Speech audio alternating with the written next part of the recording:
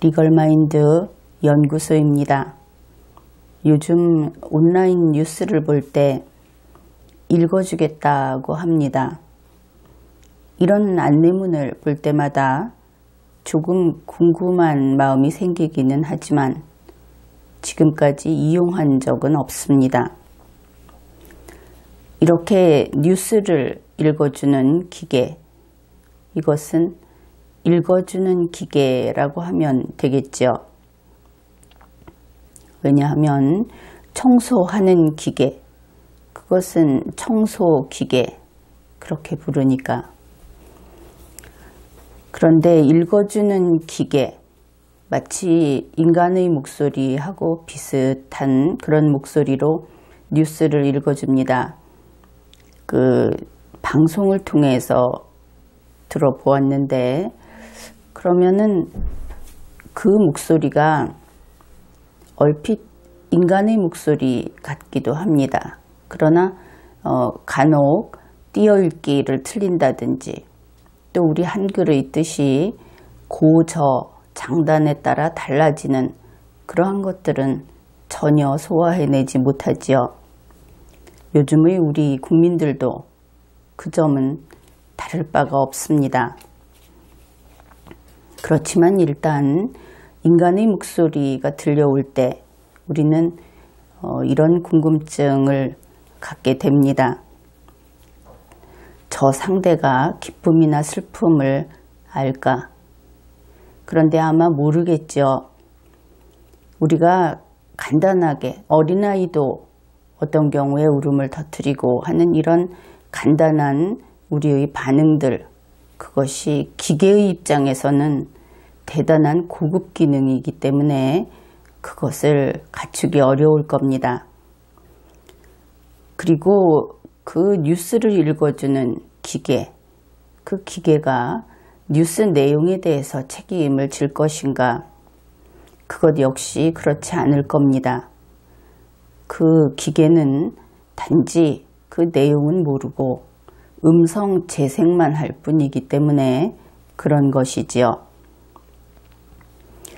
문재인 청와대 대통령이 연설문이나 발표문 이런 것들을 읽을 때 그것을 읽어주는 기계가 음성 재생하는 것과 같이 그렇게 느끼는 국민들이 적지 않습니다.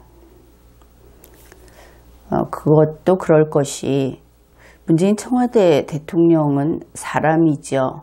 그런데 그가 A4 혹은 프롬프트의 원고를 읽을 때 설령 한 단어 한 단어 보고 읽더라도 그래도 인간이 읽는 것은 조금 다르지 않습니까? 그런데 문재인 청와대 대통령은 그때 두뇌가 휴식하고 있는 것처럼 그런 느낌을 받기 때문에 우리 국민들이 앞에 이야기한 그런 인식을 하는 것이다.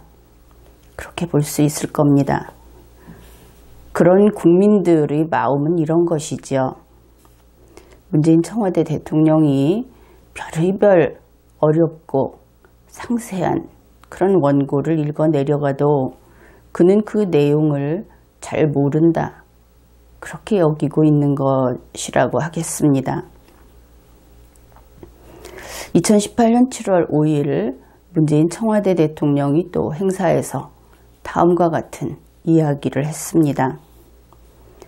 월급보다 전 월세값이 더 빨리 느는 바람에 신혼가구의 71%가 2년에 한 번씩 쫓기듯 이삿짐을 꾸립니다. 월급의 5분의 1을 전월세값으로 내고 있습니다.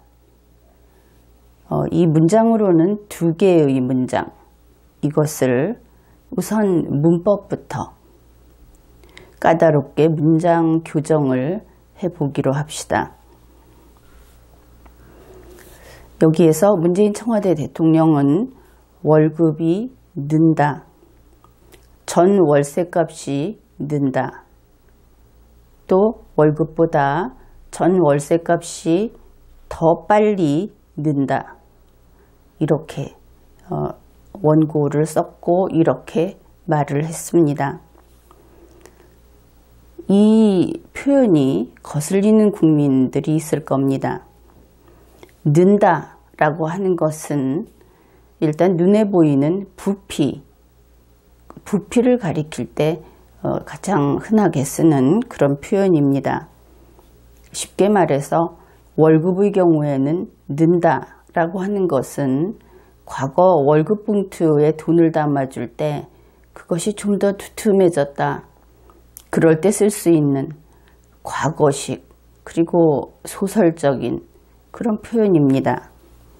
그러나 오늘날은 그 데이터로서 숫자로서 월급이 거래되죠. 거래라기보다 월급을 받게 되는데 그 경우에는 부피를 느낄 수 없습니다.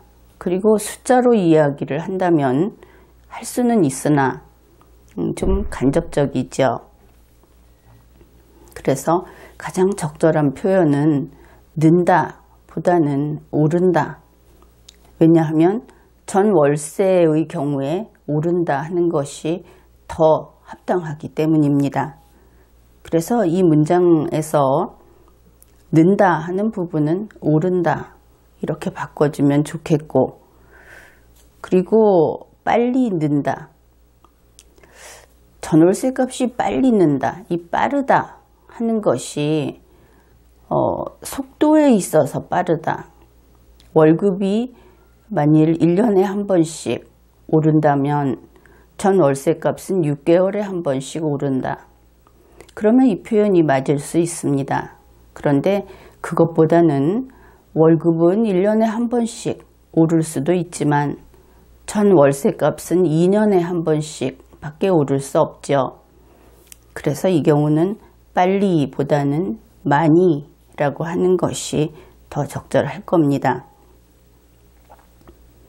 한 가지 더 지적을 하자면 전 월세 값이라고 했는데 전 월세는 두 가지 뜻이 가능합니다. 전세와 월세라고 하는 부동산 임대차, 그것을 가리킬 수도 있고 전세, 월세, 사월세 이런 식의 그 세를 가리키는 그런 표현이 될 수도 있습니다. 그러나 어찌되었든 그 모든 것이 한자어로 표기가 되고 뒤에 한글을 합해서 합성어를 만드는 것은 좋은 방법이 아니죠. 그래서 이 경우는 바꾼다면 전 월세 금이 이렇게 바꿔주면 좋을 것입니다. 그 다음으로 월급보다 전월세 값이 더 빨리 느는 바람에 신혼가구가 이제 쫓기듯이 이삿짐을 꾸립니다. 이렇게 했는데 이 부분을 살펴봅시다. A 하는 바람에 B를 하게 된다. 이런 구조이죠. 그런데 뭐뭐 하는 바람에 라고 하는 것이 원래 바람은 잡을 수도 없고 또 사각형, 삼각형으로 쌓을 수도 없고 그래서 이 바람은 변화무쌍한 것이다. 그런 아주 대표적인 그런 자연물이라고 해야 하겠죠. 그래서 뭐뭐 하는 바람에 라고 하는 것은 결국 그 조금 전에 이야기했던 바람과 관련성이 있는 그런 표현입니다. 그래서 이 경우에는 규칙적이지 않고 고정적이지 않고 동일 반복적이지 않고 그럴 때 사용을 하게 되죠. 다시 말해서 예상하지 못한 일이 갑자기 발생해서 그 영향을 받아서 그 다음 단계로 어떤 반작용 이런 것을 할 수밖에 없었다. 그런 표현이 되는 것입니다. 그러니까 평생에 한 번 아주 드물게 예상치 못했는데 뜻밖의 일이 이렇게 되었다면은 뭐뭐 하는 바람에 그렇게 이야기할 수도 있겠죠. 그런데 문재인 청와대 대통령 스스로 이야기했듯이 이 일은 2년에 한 번씩 반복된다고 합니다. 게다가 대한민국의 신혼 가구 가운데 71%나 되는 사람들이 2년에 한 번씩 이것을 반복한다고 합니다. 이 정도 집단적이고 이 정도 규칙적이라고 한다면 뭐뭐 하는 바람에라고 일회성을 의미하는 표현을 쓰는 것은 아주 적절치 않죠. 그래서 이때는 바람에보다는 뭐뭐 때문에 이렇게 확고하게 원인 결과 관계를 알려주는 때문에 라는 말을 써주는 것이 좋겠습니다. 그 다음에 신혼가구의 71%가 2년에 한 번씩 쫓기듯 이삿짐을 꾸립니다. 이 문장도 참 마음에 들지 않습니다. 나는 글을 많이 채점을 하고 글을 고치고 이렇게 하는 직업상 그런 편이기 때문에 글이 이렇게 안 좋으면 참 실력 없는, 자질 없는 그 학생을 보는 것 같은 느낌이 들 때가 많습니다. 어쨌든 여기에서 이삿짐을 꾸립니다 하는 그런 표현부터 보기로 합시다. 문재인 청와대 대통령이 쓰는 말은 문어체가 아닙니다. 사무체도 아닙니다. 묘하게 비현실적인 부분이 많이 섞여 있는 그런 문투, 어투를 쓰는데 그렇다고 해서 아주 투박한 지방색이 드러나는 그런 말투 혹은 소탈한 말투, 그것도 아닙니다. 좀 안 된 이야기지만 싸구려 화장을 아주 진하게 한 그런 문장으로 보일 때가 참 많습니다. 이삿짐을 꾸린다. 이것은 대통령인 공무원이 사용하기에는 그렇게 바람직하지 않은 표현입니다. 대통령이 훌륭해서가 아니라 공무원은 모든 국민이 그 말을 듣고 그 문장을 보고 오해 없이 그냥 평면적으로 그 뜻을 바로 알아들을 수 있도록 그렇게 글을 쓰고 그렇게 말을 해야 합니다. 그러니까 좀 쉬운 법률 문장을 쓰는 것처럼 하면 되는 것이지요. 아이들 교과서에 나오는 그런 문장을 쓰면 되는 겁니다. 수식을 많이 한다든지 하는 것도 의사 전달에서는 상당히 스트레스를 주는 그런 부분이기 때문에 직설적으로 그리고 은유를 하지 말고 직접적으로 그렇게 글을 써야 하는 것이죠. 그것이 공무원의 기본입니다. 공무원이 지켜야 할. 그래서 이삿짐을 꾸립니다 라기보다는 이사를 다닙니다. 이렇게 그냥 있는 그대로 해주면 충분합니다. 여기에서 그 용어에 대한 취향, 그것을 이야기를 하자면 요즘 이삿짐 센터에서 계약을 하게 되면 알아서 다 해주지요. 이삿짐을 직접 꾸리지는 않습니다. 가방 하나 들고 다니는 사람의 경우에는 꾸린다는 표현을 또 안 하죠. 이 이삿짐을 꾸립니다 하는 것은 우리가 사극이나 사극보다는 좀 그 과거 1950년대 그때쯤의 영화라든지 드라마 같은 데서 나올 법한, 그러니까 보따리를 싸서 메고 혹은 수레 같은 데 싣고 이렇게 가는 이사의 경우에 이삿짐을 꾸리겠죠. 그런데 오늘날의 우리 살림에서는 이삿짐은 꾸리는 것이 거의 불가능합니다. 그 가구도 다르고 그렇겠죠. 그래서 결국 이렇게 한껏 멋을 내서 조금은 그 소설적인 표현을 쓰긴 했는데 이 부분에서 문재인 청와대 대통령이 정말 세상 물정을 모르는구나, 국민의 생활을 너무나 모르고 구식이구나, 그런 생각을 하게 되는 것입니다. 그 다음에 내용을 살펴봅시다.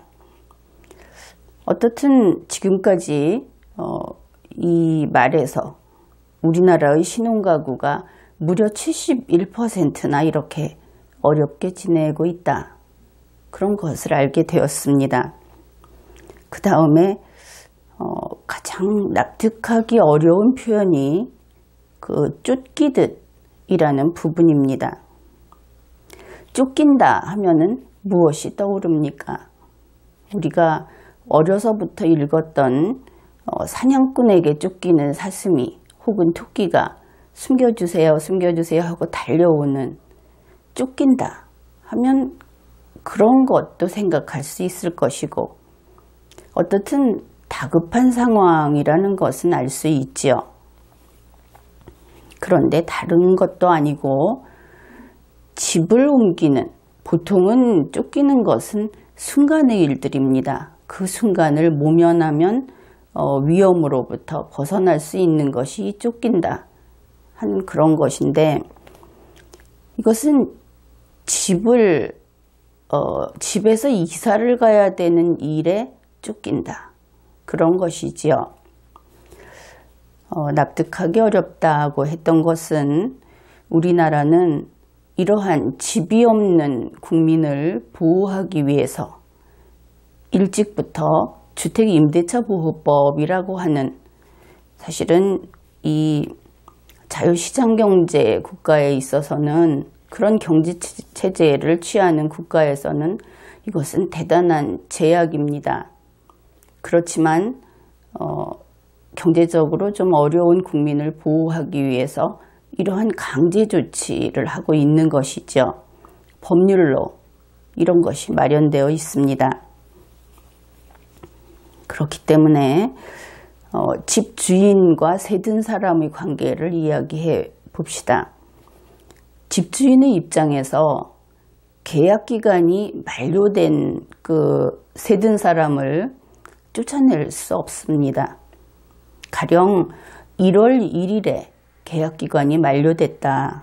그러면 원래 법적으로는 1월 2일부터는 불법 점거가 되겠죠.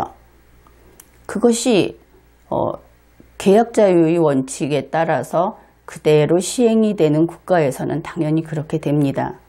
그러나 우리나라는 토지 공개념이라고 하는 것도 아주 적은 부분이지만 인정이 되고 있고, 또 이와 같이 그 소액보증금을 보호해 준다든지 또 임차인을 보호해 준다든지 하는 것이 제도적으로 확립이 되어 있습니다.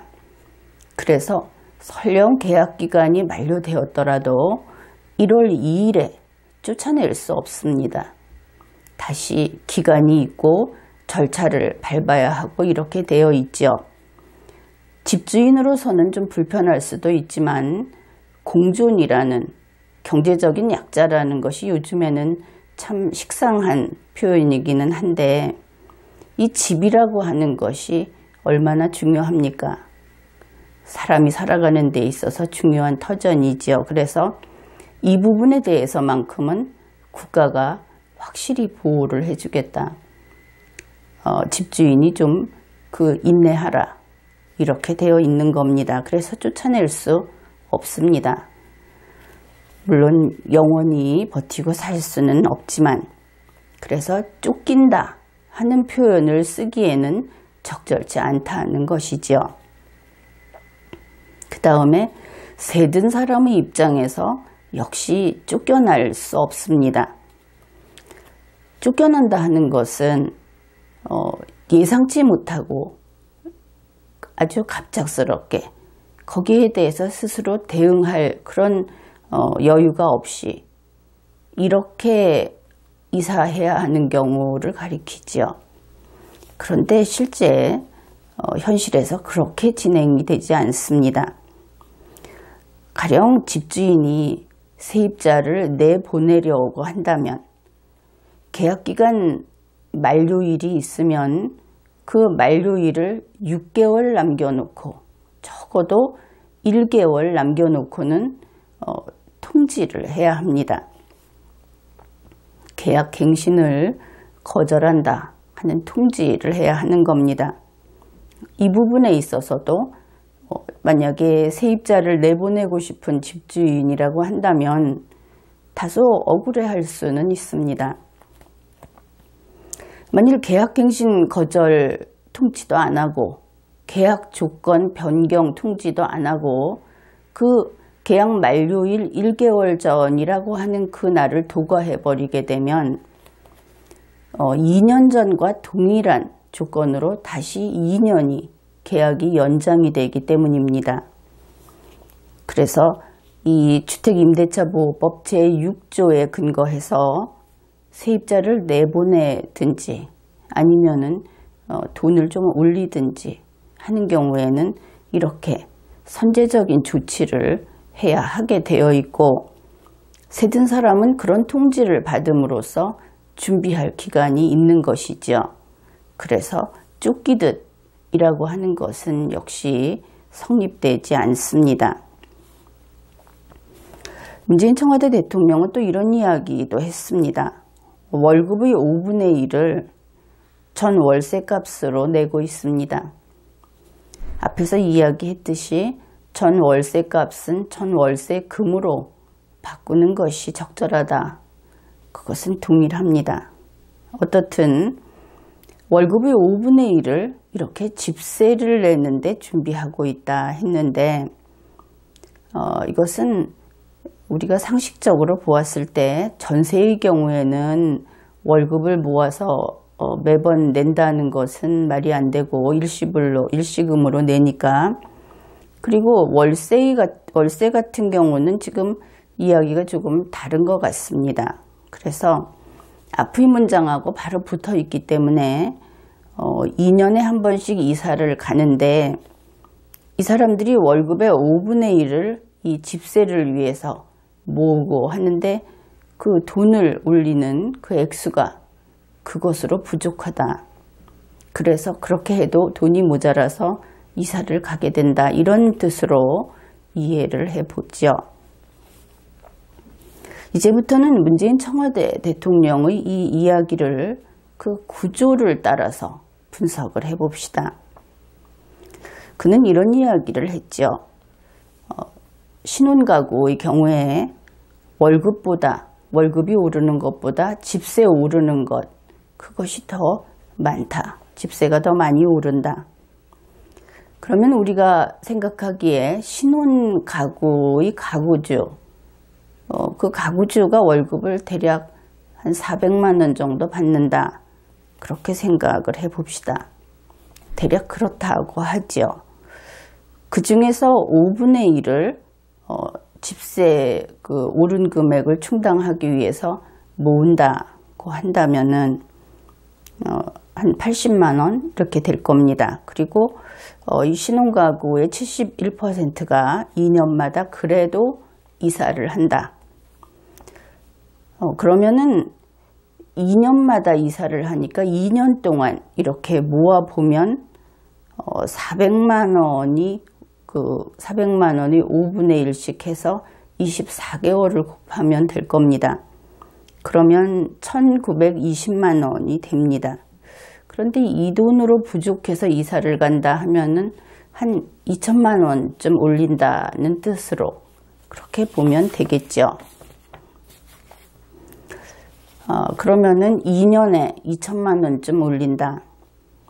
그래서 그 2천만 원이 모자라서 이사를 가야 한다. 그런데 최초 그 세를 들 때 최초에는 돈이 어느 정도 있었을까? 이제 월세는 좀 복잡하니까 전세를 이야기해 봅시다. 일반적인 신혼가구 같은 경우에 전세면은 보증금 1억 원 정도, 그 정도 된다고 볼 수 있고, 그렇게 가정을 하고 이제 문제를 풀어 봅시다. 그러면 보증금이 1억 원인데 2년 후에 2천만 원을 올린다. 이렇게 되어버리죠. 현실을 고려해서 우리가 짐작을 해보자면은 이런 뜻이 됩니다.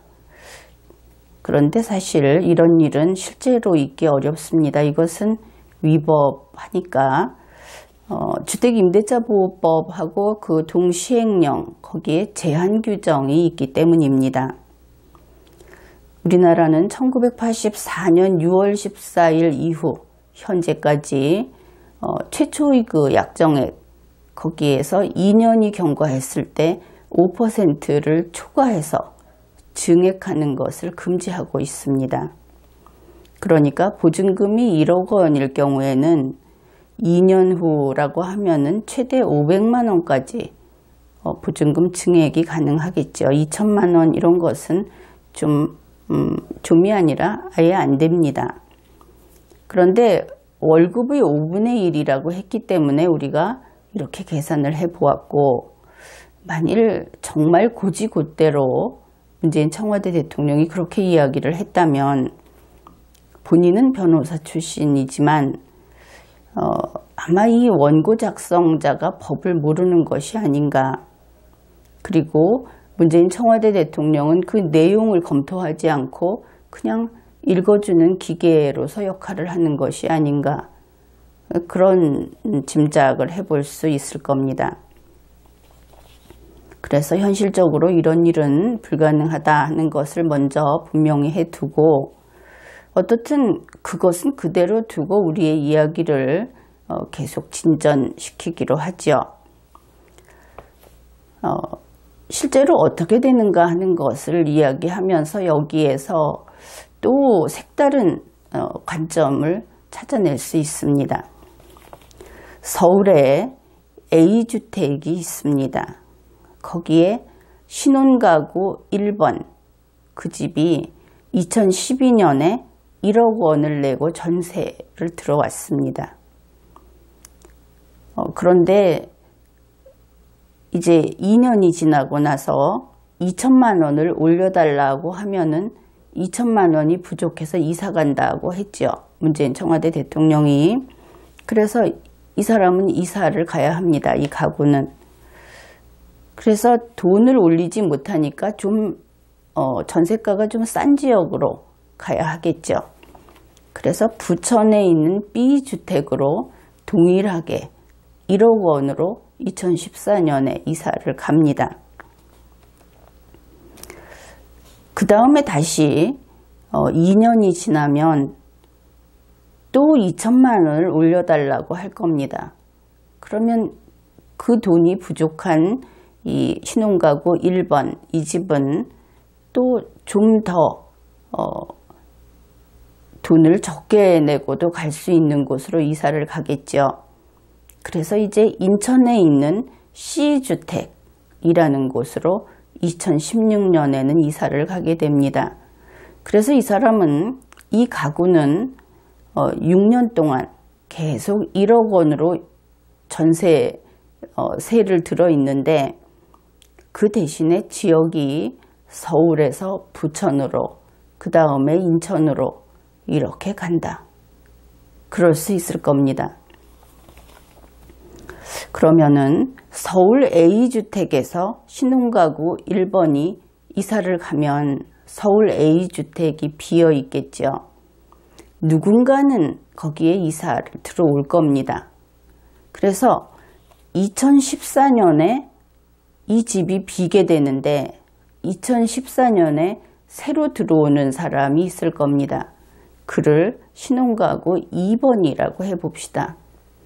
그러면 신혼가구 2번은 서울 A주택에 들어올 때 2014년에 1억 2천만 원에 들어오겠죠.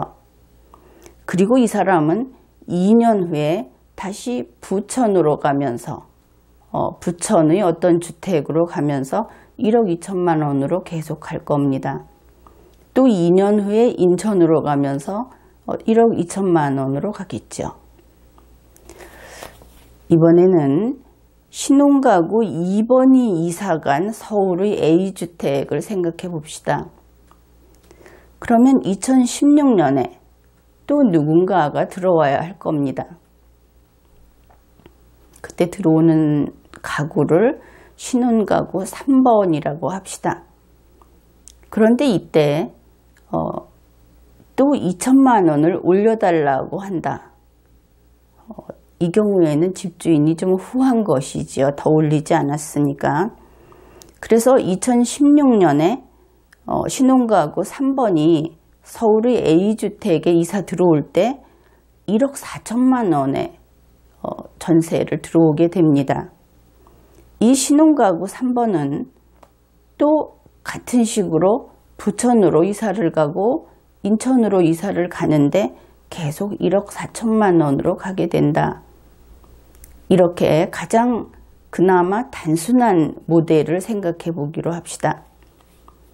이제 신혼가구 1번은 전세금이 1억 원이 있습니다. 신혼가구 2번은 전세금이 1억 2천만 원이 있습니다.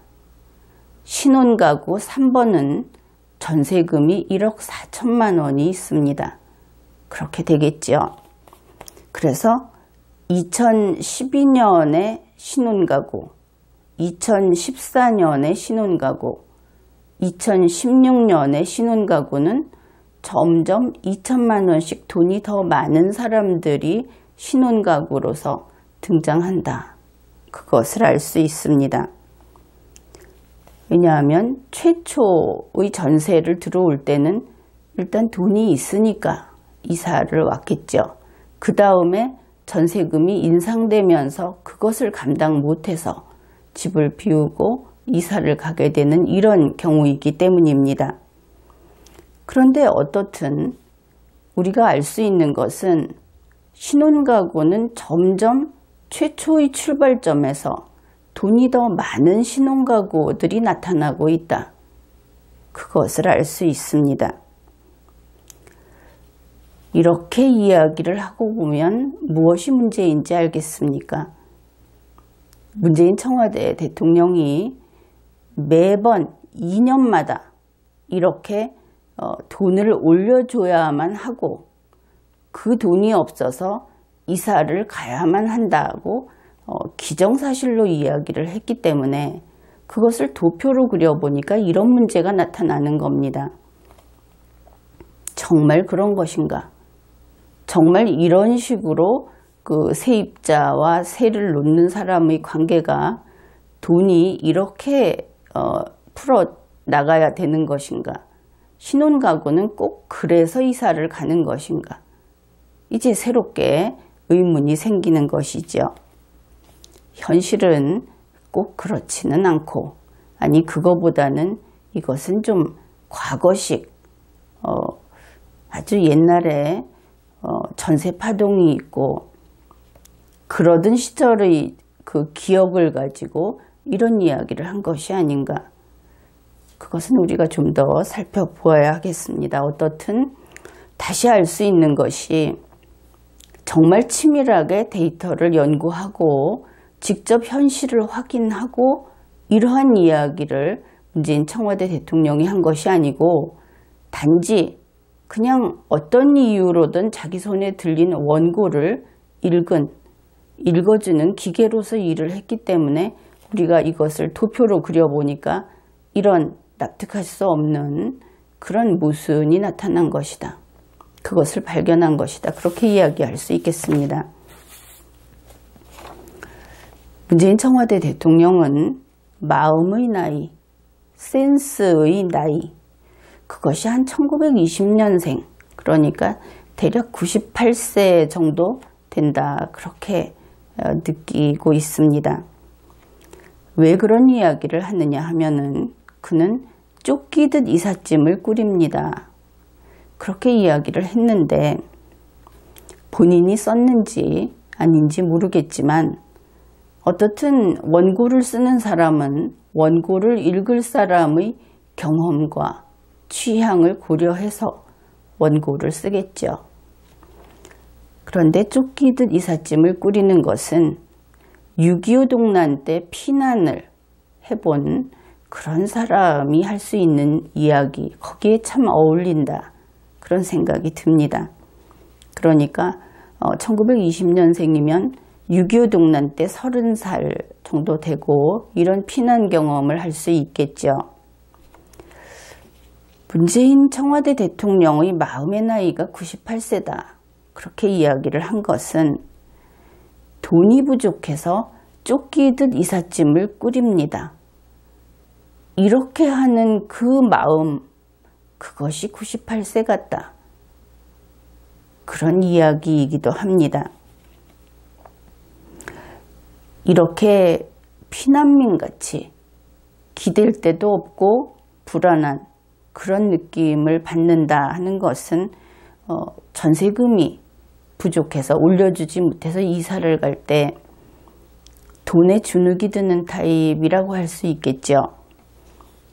물론 문재인 청와대 대통령은 돈 많은 사람이고 돈을 좋아하는 사람이고, 그래서 이렇게 돈에 주눅이 드는 사람은 의외로 상황이 바뀌면 돈으로 위세 떠는 사람으로 변하기도 한다고 합니다. 그 양쪽의 모습이 다 있는 것일지도 모르죠. 지난달 전국 동시 지방선거에서 자유한국당의 어떤 인물이 이부망천이라는 말을 했다가 대단히 비난을 받았습니다. 이혼하고 부천으로, 그리고 사업이나 이런 게 망하고 인천으로, 그런 이야기를 했는데, 사실 그가 비난을 받은 것은 그 말이 해서는 안 될 말이고, 그런 이야기도 하죠. 그를 인간 노릇도 못한다 이렇게 막말을 하는데, 이것은 그런 것은 아니죠. 그저 우리 국민들이 아무 감정 없이 이야기하고 정말 그렇지, 살다 보면 그렇게 되는 거지 하고 고개를 끄덕이는 그런 이야기에 불과합니다. 그런데 그런 비난을 받은 것은 그는 아마 그런 이야기가 아니라 오늘은 하늘에 먼지가 없다 이런 이야기를 해도 비난을 받았을 거고, 무슨 말을 해도 비난을 받기로 되어 있었다, 그렇게 볼 수 있는 것이죠. 어떻든 이런 일들, 전세금을 올려줘야 해서 이사를 간다, 이것도 컵에 우유가 반잔 있을 때 어떻게 보느냐에 따라서 하는 말이 다르듯이 인생관에 따라서 반응은 달라지는 겁니다. 이부망천이라는 이야기를 해도 인천으로 가는 것은 마치 귀양 가는 마음으로 간다, 그런 것은 아니고 자기의 선택으로 자기의 현실에 맞춰서 그렇게 간다, 이렇게 생각하는 사람에게는 그것은 나쁜 일이 아니라 자신의 선택입니다. 인천이 아니라 다른 곳으로 갈 수도 있었겠죠. 그런데 그런 이야기를 한다고 해서 인천이나 부천에 있는 특정 소수 사람들이 우리를 뭘로 보느냐 하고 싸워보겠다고 덤비는 모습, 그들은 아마도 이부망천, 실제로 그렇게 상황이 안 좋아져서 상황이 안 좋은 상태에서 최선의 선택을 해서 부천으로, 인천으로 찾아오는 사람들을 한심한 인생, 낙오자 취급을 하는 사람들일 가능성이 매우 높습니다. 그렇지 않으면 사람이 사람을 봐야지, 그런 거 아니겠습니까? 망한 사람이 인천에 오면 안 되는 겁니까? 그래서 그 사람들하고 문재인 청와대 대통령하고 상당히 닮은 꼴이다, 그런 느낌을 받았습니다. 문재인 청와대 대통령은 아마도 인천에 살고 있었으면 이부망천이라는 말에 자존심이 상해서 화를 발칵 냈을 것이고, 컵에 우유가 반이 있으면 반밖에 없다 하는 쪽으로 가서 서 있을 것이다. 본인이 어떻게 이야기할지 모르겠지만 그렇게 보이는 것이죠. 결국 문재인 청와대 대통령은 어떻게 보더라도 우리 국민들하고 철학이 다릅니다. 게다가 젊은 사람들, 또는 연령이 아니라 마음이 젊은 사람들, 이런 사람들하고 딴판인 것이죠. 다른 세상에 있고 또 아주 멀고 먼 옛날 사람이다, 그런 느낌도 듭니다. 지금 우리 국민들은 쫓기듯 이사를 가지 않습니다.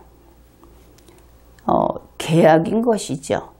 보증금을 더 올려달라 그러면 그 보증금을 빌려서 거기에 있을 것인지, 아니면 올려주지 않고 더 좋은 조건으로 마음에 드는 곳을 찾아서 옮겨갈 것인지, 매번 자기가 주인공으로서 선택을 하는 것이지 피동적으로 운명에 꺾여서 상황 되는 대로 거기에 복종해서 이사를 가는 것이 아니다. 이런 삶의 스타일이 아예 달라진 21세기, 이것을 문재인 청와대 대통령은 이해하지 못하는 것입니다. 세대차를 극복하지 못하는 것이죠. 그래서 단 2줄짜리 그의 발표문을 보면서 여러 가지 이런저런 이야기를 해보았습니다. 이번 회에는 여기까지 하겠습니다.